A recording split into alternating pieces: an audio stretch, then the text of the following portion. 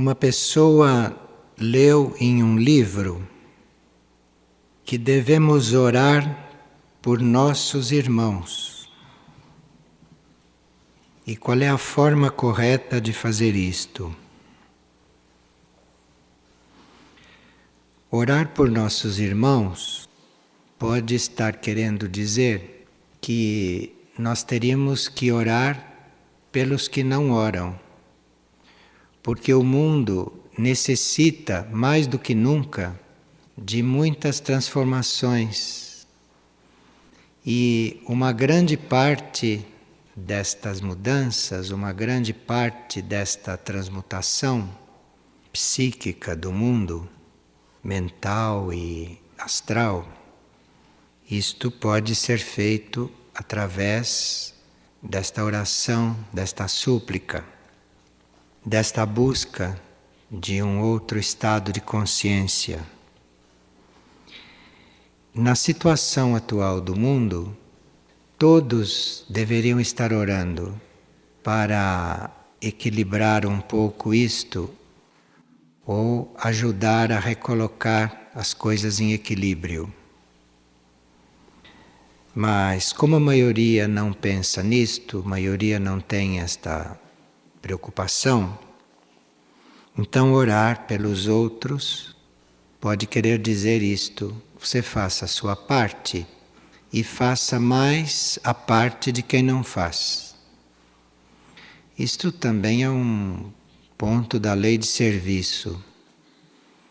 Quando nós estamos cumprindo a nossa tarefa, numa atitude mais ampla, numa atitude mais madura, além de cumprir a nossa tarefa, nós também nos ofertamos para cumprir a tarefa de quem não cumpre. Que é para que no equilíbrio do planeta não permaneça aquela lacuna. Isto é, depois de nós termos feito a nossa parte, nós somos livres, estamos liberados para fazer a parte de quem não faz. Isto é um grau de servidor que a gente pode entrever como possibilidade. Porque há muitas pessoas que no princípio do caminho querem fazer a própria parte. Mas isto é normal. Trata-se de fazer a própria parte e mais as partes de todos aqueles que não fazem. Isto faz parte do equilíbrio. Isso é que o livro está querendo dizer. E uma pessoa leu lá num livro de Sri Aurobindo o seguinte: caminha depressa porque o alvo está longe. Não descanses indevidamente, pois teu mestre está esperando no fim da jornada. E a pessoa compreendeu que ela está muito atrasada. Acho que não foi isso que Sri Aurobindo quer dizer. O que ele está dizendo é que não descanses indevidamente. Isto é, quando você se restaurou naquilo que precisa ser restaurado, porque os corpos são mortais, então os corpos têm que se restaurar de quando em quando. Mas quando eles já se restauraram, você não precisa mais descansar. Além daquilo que é necessário para o restauro do corpo, é um descanso indevido, num certo nível de consciência. Não é porque seja proibido descansar, mas é porque o alvo está tão longe que ninguém poderia se dar ao luxo de parar de caminhar mais do que aquele tanto que é necessário para poder continuar. E nisso não há quem esteja atrasado ou adiantado. Trata-se de fazer isto e não ficar fazendo cálculos. Porque um outro ponto da lei do serviço, que é que enquanto você está fazendo cálculos, você está perdendo tempo. Não importa em que ponto você esteja. Se você vai parar para fazer cálculo, se você vai parar para avaliar, enquanto você está avaliando, você está deixando de fazer o que deve. Este é um princípio também do serviço. Uma pessoa estava na oca da vigília no horário de 12:30 às 2. Nós sabemos que das 22:30 às 2:30 nós estamos na noite profunda. Depois das 2:30 já começa a amanhecer. E antes das 22:30 ainda é dia, ainda é o final do dia. Então este período das 22:30 às 2:30 é a noite profunda e tudo que se passa conosco durante o sono nesse período tem a possibilidade de ser mais profundo, tem a possibilidade de sair dos níveis superficiais, à medida que a gente adormece. Então a pessoa ficou na vigília da 12:00 às 2. E depois que ela saiu de lá e que ela sonhou, já era dia amanhecendo, porque já era depois das 2:30. E estes sonhos que a gente tem fora destas 4 horas de noite profunda, são sempre sonhos mais superficiais. Então ela fez a vigília dela muito bem durante a noite profunda. Mas depois ela adormeceu e teve um sonho bem superficial. Sonhou com aviões que estavam combatendo, estas coisas da crônica de hoje. Só que nesse sonho, que entrou no astral terrestre e viu todas essas coisas aéreas que acontecem, só que ela, naquela situação, estava numa atitude de oração, quando aqueles aviões começaram a aparecer. Então foi interessante porque o sonho veio enquanto estava amanhecendo. Isto é, ela foi sonhando com aquilo que era superficial, com aquilo que era o reflexo do que estava se passando na Terra. Mas o estado dela, a atitude dela no sonho, já era um fruto da vigília. À medida que ela vinha para a superfície, que ela ia sonhando na superfície ou ficando consciente na superfície, a atitude dela diante daquilo era uma atitude de oração. E ela diz que desde criança, desde a infância, ela tem uma tendência para sonhar, para sentir, perceber o que acontece no planeta. E ela quer saber se existe uma diferença entre aqueles sonhos anteriores e esses de hoje, que lhe mostram a mesma coisa. Não, é a sua mesma tendência para estar captando estes fatos planetários, está sonhando com eles, mas o que muda é a sua atitude durante esses sonhos. Porque nós podemos sonhar com esses fatos planetários, podemos assistir essa crônica durante a noite, durante o sono, como um espectador, que é o que acontecia provavelmente na infância dela.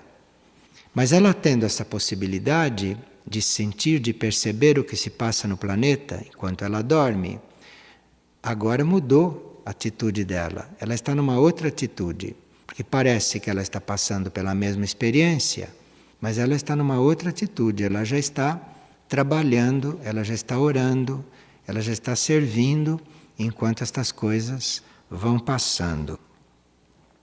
O fato de nós vermos estas coisas em sonhos ou em visões parece que não tem muita importância, mas pode ter importância, porque muitas vezes nós estamos diante de um acontecimento que já houve, ou estamos de um acontecimento que está sendo preparado para acontecer, ou estamos diante de um acontecimento que está havendo naquele momento. Então, se nós estamos diante disto, na vida de sono, não em sonho ou em visão, se nós estamos diante disso e entramos em oração, se é uma coisa que já aconteceu, nós colaboramos para que aquilo seja dissolvido no éter ou no astral planetário ou no mental planetário. Se está acontecendo naquele momento, nós podemos contribuir para que aquilo seja um pouco mais harmonioso ou um pouco menos desarmonizado. E se há uma coisa que ainda vai acontecer, nós podemos ali ajudar a transformar aquilo, de forma que aconteça de uma outra forma. E nem sempre, quando nós temos esta possibilidade de ver ou de sonhar, nem sempre nós temos clareza se nós estamos vendo uma coisa que já aconteceu, que está acontecendo naquele momento ou que vai acontecer. Isto não importa. Até não é bom para o trabalho, dificulta o trabalho, você ali naquele momento colocar a mente indagando coisas. Então não importa o que é aquilo. Importa que você naquele momento entre em oração. Você naquele momento entre em serviço. Isto é, que você naquele momento se ponha no seu nível mais elevado, porque aí a transformação daquilo é automática. Muitas vezes nós temos uma intenção, muitas vezes nós fazemos uma oferta, mas nós, por nós mesmos, não temos suficiente força para chegar naquilo, por tantos motivos. Mas se estamos trabalhando em grupo, e se todo o grupo está na mesma sintonia, então com a força do grupo podem acontecer progressos, podemos receber impulsos que individualmente já seriam mais raros. E muitas vezes em um grupo, muitos não têm essas experiências, muitos não passam por estas coisas, e outros passam. Então aqueles que não passam por estas coisas dizem, mas comigo não acontece nada. Não, você está no grupo colaborando para que aquilo aconteça naquele outro. Então parece que nós não estamos fazendo nada porque nada acontece conosco. Mas o que está acontecendo com aquele de especial está acontecendo também por causa da tua força. A tua força está somada ali. Por isso é que está acontecendo com ele. Num grupo de almas, o importante é que aconteça o impulso e o progresso. Não é importante com quem acontece e através de quem acontece. Isto não tem importância, porque um grupo de almas tem consciência grupal. Então, muitas vezes, cabe a muitos membros de um grupo darem a sua força para que aconteça através de um elemento. Porque o importante é que aconteça. Depois aquilo vai refletir sobre o grupo todo. Então são diferentes posições dentro do grupo. São diferentes funções, são diferentes tarefas dentro do grupo. Se não houvesse grupo, provavelmente não aconteceria com ninguém. Mas havendo grupo, vai acontecer, não importa com quem. O importante é que aconteça. O importante é que haja um contato que não havia. Este é o princípio de todos esses trabalhos grupais, de todos esses trabalhos de hoje, porque hoje as almas já têm consciência que são um grupo, já têm consciência grupal. Então, o grupo é um meio, o grupo é uma possibilidade de muitas coisas acontecerem que não aconteceriam se os seres estivessem trabalhando individualmente. Então a psicologia do grupo é muito diferente da psicologia individual. Um indivíduo, se ele não passa por uma experiência, ele não passou. Mas se ele é um grupo de almas e alguém naquele grupo passa pela experiência, de uma certa forma ele está passando também. Porque o grupo é uma coisa única. E se você ainda tem a sensação de que um está passando pela experiência e você não, então você precisa se unir mais ao grupo, para você poder começar a sentir que o que um faz, ou aquilo que acontece através de um, está acontecendo com o grupo todo. Isto é uma experiência grupal. a qual se pode chegar.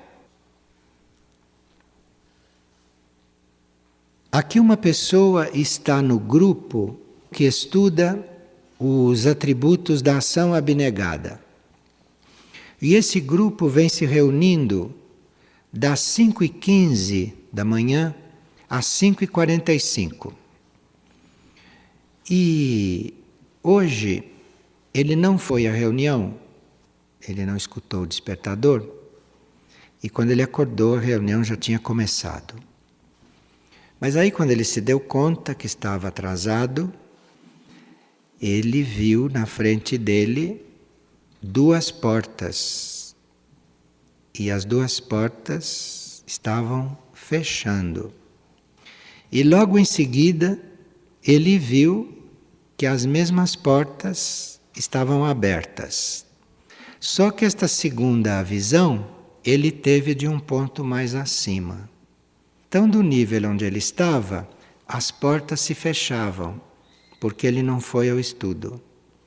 Mas quando ele subiu de nível, as portas se abriram. Interessante isto, né? Então, no plano humano do indivíduo, houve uma falha, porque ele não despertou, o despertador não tocou. Quer dizer, o despertador não tocou porque ele, no fundo, não queria ir. Porque não é o despertador que faz as coisas, somos nós que manejamos o despertador. Mas é que a gente não vê a vida assim, ainda. Então ele não deixou o despertador despertar, ou ele não quis escutar o despertador. Então no plano humano houve uma falha e no plano humano realmente a porta se fechou. Agora, no plano acima, que é onde está um outro nível da consciência dele, não houve nada.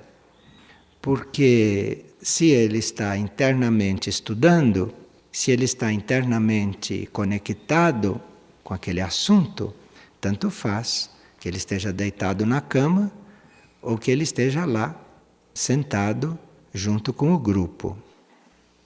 E ali, ele vendo de cima se a porta estava aberta, é porque internamente ele estava lá na reunião dos atributos, quer dizer, ele estava internamente conectado com este estudo. Então, para que a gente faz as coisas e para que a gente vai nas coisas, se no fundo não precisa? Não é que não precisa nos planos internos, mas aqui, nos planos externos, no plano humano, a nossa presença pode ajudar que certas coisas aconteçam, que certas coisas se efetivem aqui também. Uma das coisas que nós estamos contribuindo, de fazermos as coisas junto com os outros, é que, principalmente numa reunião de 5h15 da manhã a 5h45, um dos trabalhos é nós colaborarmos para que todos ali estejam lúcidos, porque este é um horário que as pessoas podem não estar muito lúcidas. Então nós podíamos estar fazendo aquilo quietos interiormente em silêncio, mas estamos ali para levar a nossa lucidez, levar a nossa prontidão. Porque não estamos ali porque precisamos, porque podíamos estar fazendo de outra forma, mas estamos ali realmente para colaborar.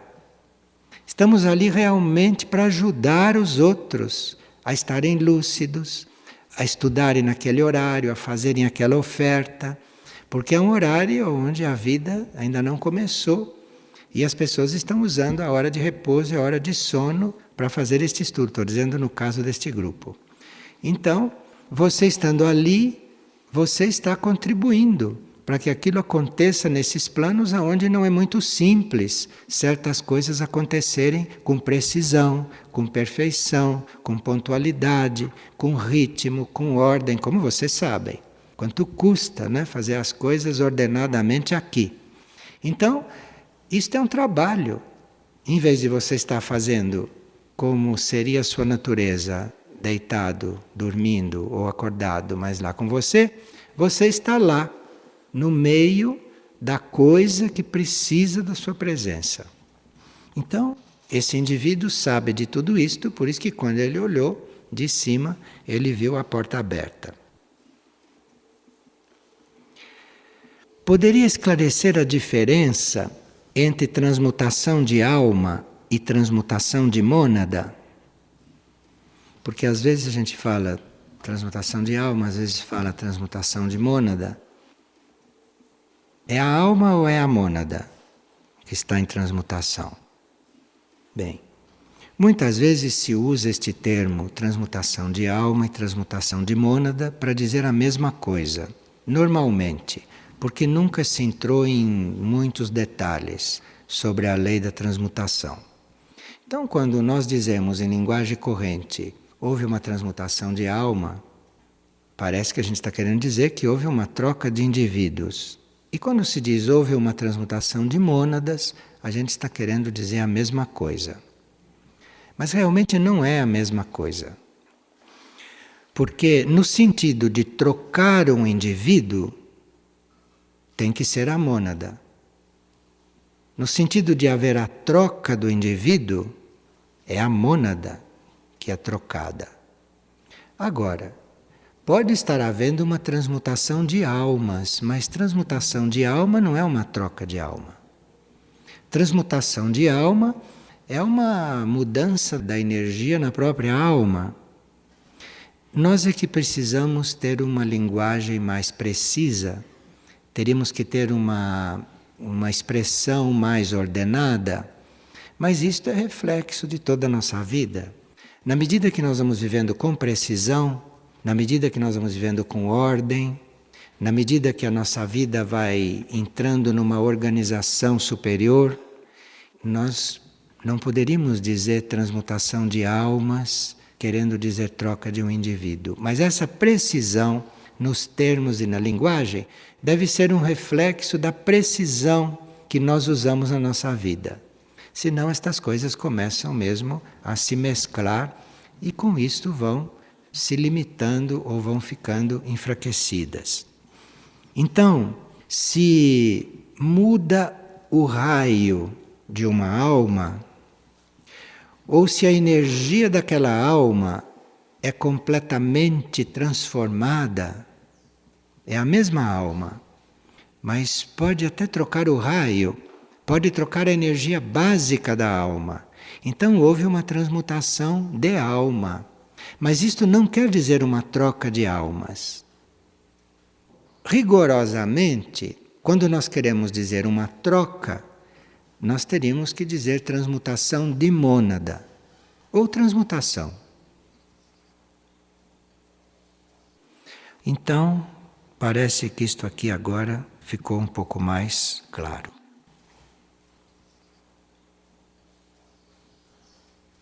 E o que acontece com a alma de um ser que se suicida? O que acontece com o indivíduo, isto não quer dizer que vai acontecer com todos da mesma forma. Vários indivíduos podem se suicidar e acontecerem coisas em graus diferentes com aquelas almas. Então, não se está querendo generalizar. Mas, em geral, dentro desta lei do não matarás, dentro desta lei, o indivíduo que se retira do corpo voluntariamente, sem ele ter sido chamado para fora do corpo, quer dizer, ele se retira porque quer, um suicida. Então, se ele se retira do corpo voluntariamente, porque ele quis, em certos casos, este indivíduo fica experimentando os incômodos e as dores daquele momento até chegar o momento que seria o dele desencarnar. Isto parece que acontece com alguns. Eu tinha uma amiga que trabalhava com suicidas. Tem pessoas que trabalham com terminais, né? E tem pessoas que trabalham com os que passam para o lado de lá. É outro trabalho, é outro tipo de trabalho. E esta trabalhava com suicidas. Então, quando alguém se suicidava, ela de alguma forma estava presente, participava daquilo nos planos internos. E ela dizia que às vezes até acordava de noite, porque tinha alguém se suicidando, e ela então chegava a acordar diante das coisas que presenciava. Então, um desses que ela estava ajudando estava lhe passando a informação que ele sentia uma locomotiva passar sobre a cabeça dele há 20 e tantos anos. Foi o que ele disse no plano astral. Então ele evidentemente tinha se atirado embaixo de uma locomotiva e lá na mente dele ele ficou 25 anos sentindo aquelas rodas passarem sobre ele. Estou dando como exemplo, porque é um exemplo vivo, um exemplo prático e que já que fizeram esta pergunta, é bom a gente esclarecer certas coisas, porque há pessoas que se acostumam a fugir da vida assim. Há pessoas que se suicidam várias vezes porque perderam o rumo, não sentem uma razão para viver, não gostam da vida, então saem da vida se suicidando. E isto pode também se tornar um hábito, porque há muitos seres degenerados e que se habituam com isto também. Então, para aqueles que estão habituados a fazer isto, parece que isto vai se agravando. Se agravando no sentido de, na encarnação seguinte, os corpos vêm traumatizados pelo suicídio. Então, se alguém usou uma certa forma para se retirar dos corpos, e se aquilo lhe causou ferimentos, se aquilo causou choque para um dos seus órgãos físicos, ele vai renascer com aquele trauma. Ele vai renascer com aqueles sinais. Vai renascer com aquela coisa que foi produzida ali e que ficou impressa no átomo permanente. E ficando impresso no átomo permanente, o corpo seguinte vai nascer com aquela característica, vai nascer com aquilo que ele produziu na hora de se suicidar. E outra coisa também que dizem os que se suicidaram e que vieram contar, ou aqueles que foram pesquisar do lado de lá e encontraram a informação, parece também que quando nós fugimos da vida, na vida seguinte, nós começamos reencontrando a mesma situação. Quer dizer, o mesmo estado do qual você fugiu, você vai nascer dentro dele, direto.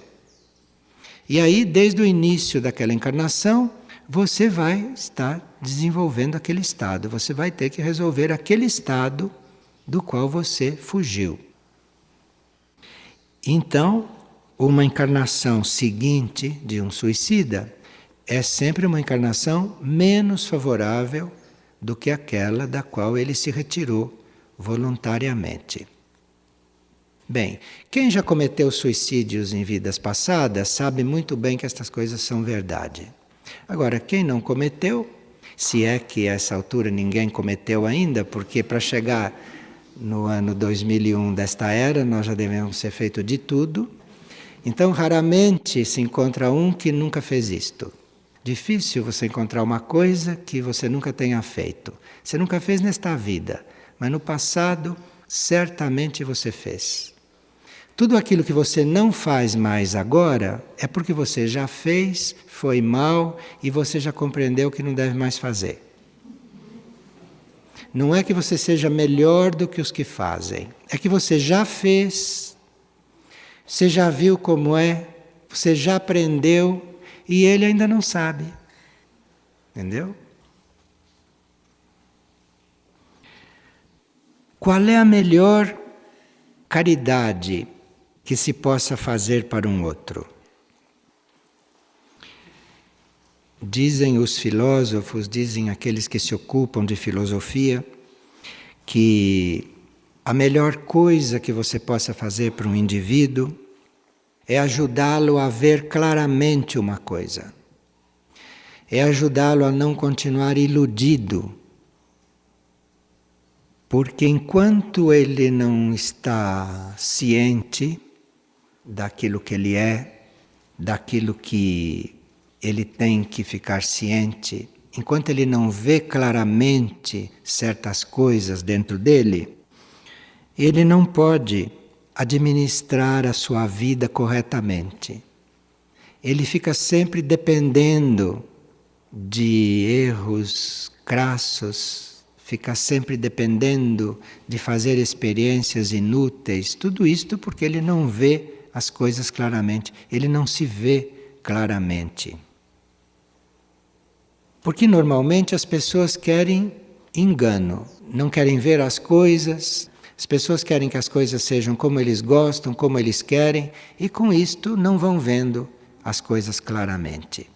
E ajudar o outro a ver claramente ele, a coisa dentro dele, isto é realmente uma grande ajuda. E nós podemos fazer isto, às vezes, conscientemente. E às vezes nós fazemos isso muito mais do que pensamos, inconscientemente. Porque muitas vezes nós somos instrumentos para as pessoas verem alguma coisa. Nós somos instrumentos para as pessoas terem certas reações e com isso elas vão ver o ponto em que elas estão. Tendo aquela reação, elas veem, olha que eu estou. E foi você que mostrou, porque você a fez reagir. Então, tem muitas formas de você ajudar o outro a ver as coisas claramente. Não é só você sendo um instrutor e dizendo as coisas para ele. Você, às vezes, está desencadeando um processo nele que ele está vendo claramente alguma coisa, que ele precisa ver. Se nós estamos na vida para servir, nós passamos a ser instrumentos para tudo isso. Então você diz, eu quero servir, eu estou à disposição do plano. Então parece que você vai ser posto lá numa tarefa, né, que todo mundo diz que é positivo, né, que todo mundo vê que você está ajudando, que você é ótimo. Não, você diz, olha, eu estou à disposição do plano, eu quero servir. Você pode ser posto como prova para o outro e você está servindo com aquilo. Você não está servindo como a sua fantasia imaginou, como a sua criancice arquitetou. Mas você está servindo, porque você está sendo prova para o outro está aprendendo muita coisa com aquilo, o outro está aprendendo a se ver, está aprendendo a ver você, está aprendendo uma porção de coisas. Isso tudo é serviço. Se a gente não começou a fazer isto por conta própria, mas se a gente se ofereceu para o serviço e se é posto nessas situações, aquilo é o trabalho.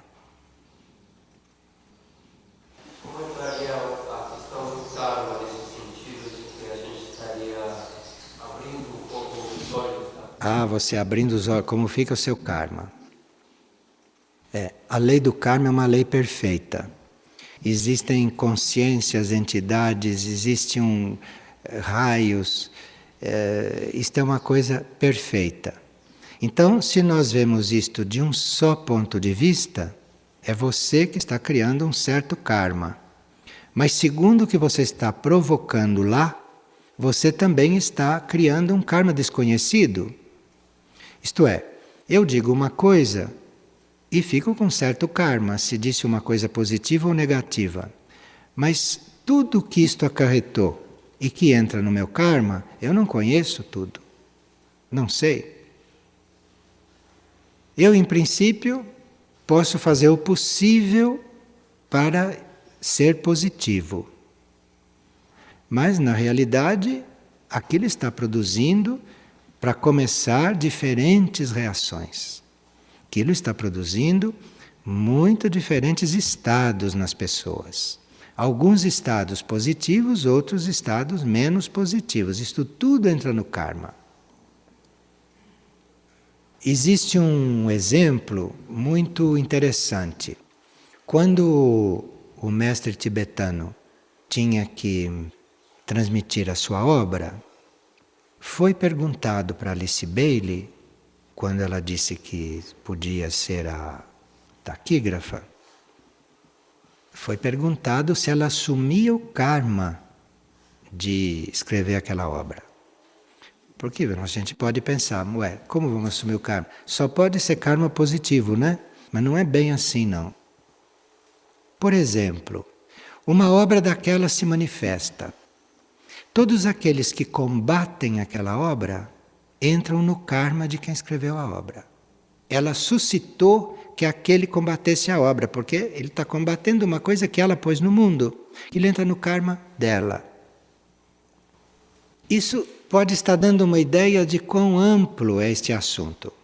E que a gente fala de karma assim como se fosse A mais 1 igual a 2. Não, no karma o mais 1 não é igual a 2. Não é bem assim.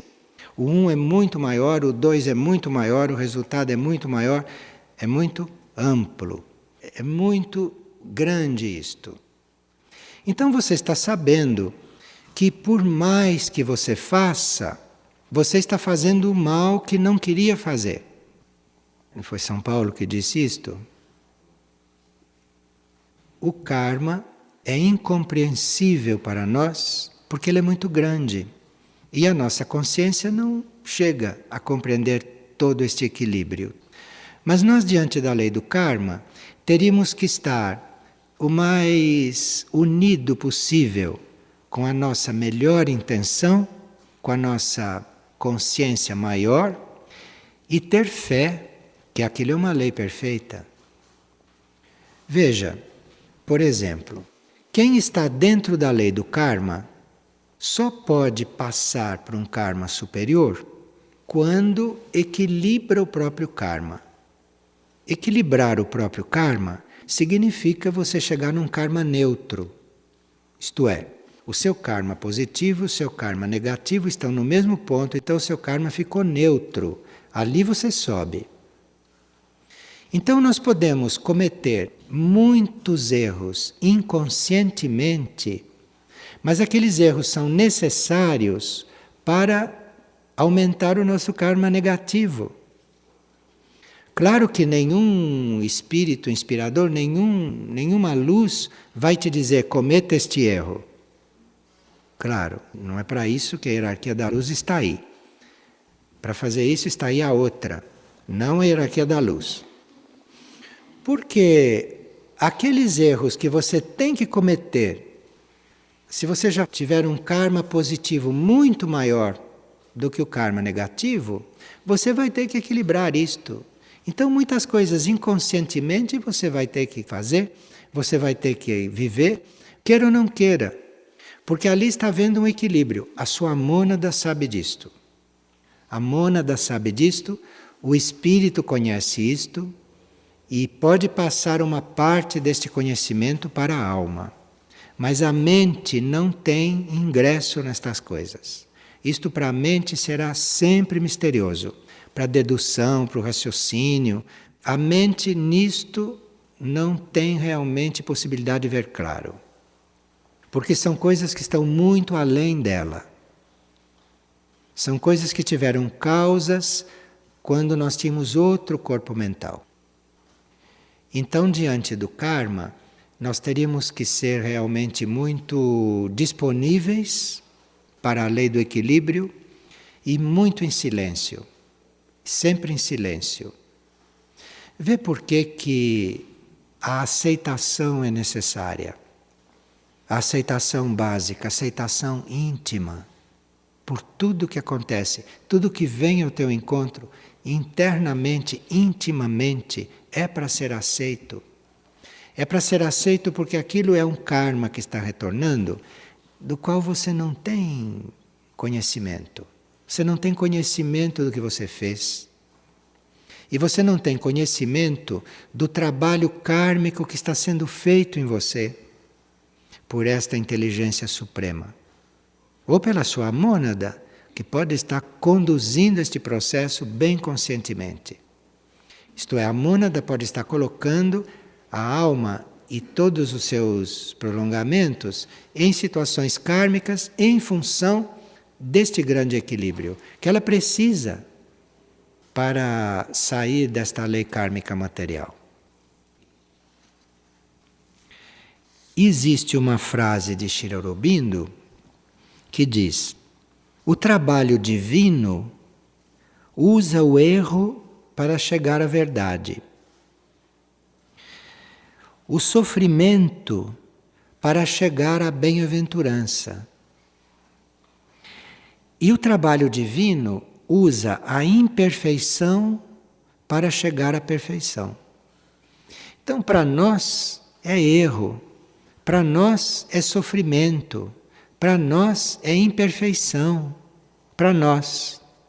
Mas para um conhecimento maior não é não.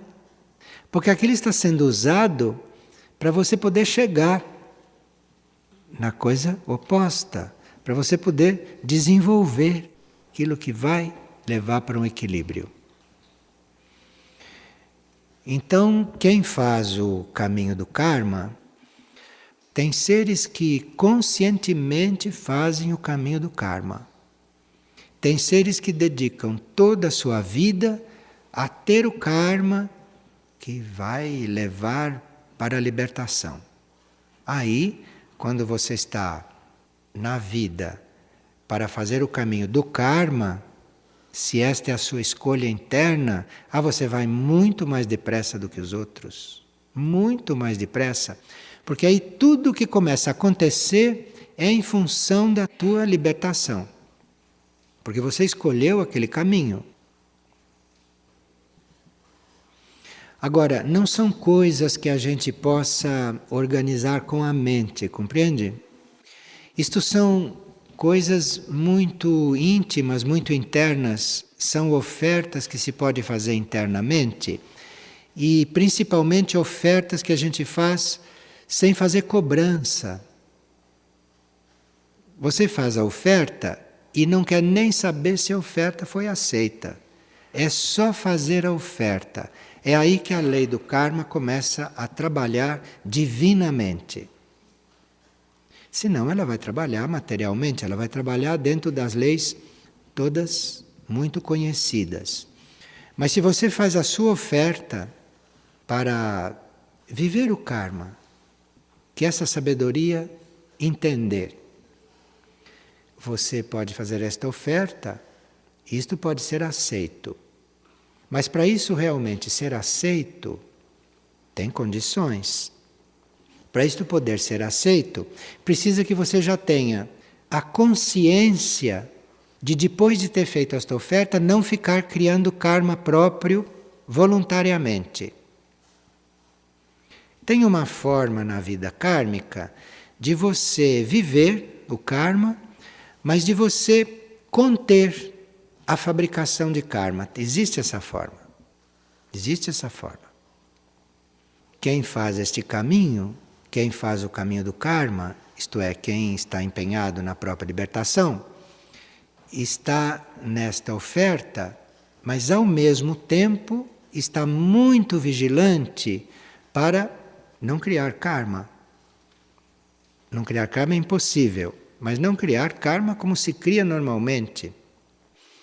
Então você ter uma tal vigilância, você ter uma tal atenção, você está tão atento para você examinar. Porque você aqui tem que estar sempre agindo, sempre pensando, sempre sentindo, mas você pode estar tão atento, tão vigilante, que você pode fazer tudo isto equilibrando o seu karma, cuidando do seu karma. É aí que essa oferta pode ser aceita.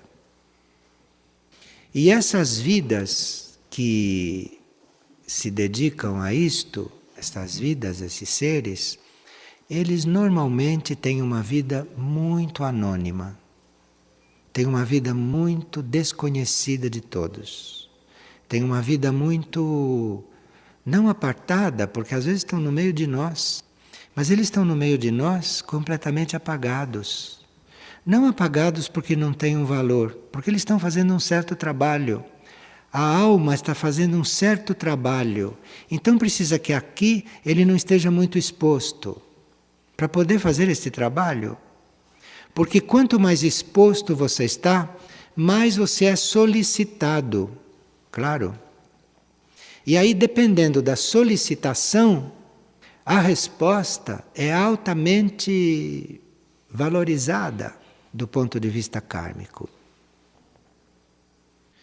Então, quando se chega nesses momentos da trajetória da alma ou da mônada, de realmente se trabalhar o karma neutro, de se entrar no caminho da libertação, então vem aquelas encarnações ou vem aqueles ciclos de total anonimato.